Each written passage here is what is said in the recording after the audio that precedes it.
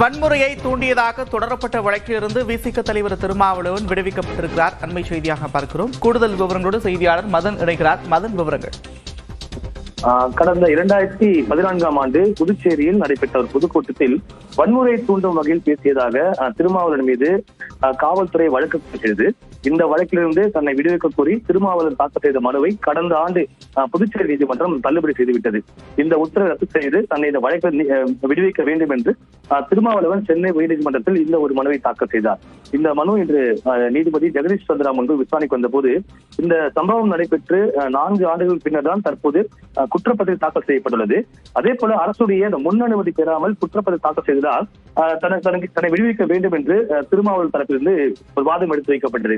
ஆனால் அரசு தரப்பிலிருந்து இது கடும் எதிர்ப்பு தெரிவிக்கப்பட்டது. அதாவது குற்றப்பத்திரிகை தாக்கல் செய்ய அரசின் முன் அனுமதி தேவையில்லை என்பதால் இந்த வழக்கிலிருந்து அவர் விடுவிக்க கூடாது என்று தெரிவிக்கப்பட்டது. இந்த 2 தரப்பு வாதங்களை கேட்ட நீதிபதி குறித்த காலத்தில் குற்றப்பத்திரிகை தாக்கல் செய்யவில்லை என்றும் அரசின் முன் அனுமதி பெறவில்லை என்று கூறி புதுச்சேரி நீதிமன்ற உத்தரவை ரத்து செய்து திருமாவளவனை தற்போது இந்த வழக்கிலிருந்து விடுவித்து உத்தரவு பிறப்பித்துள்ளது. நன்றி மதன், விவரங்களுக்கு.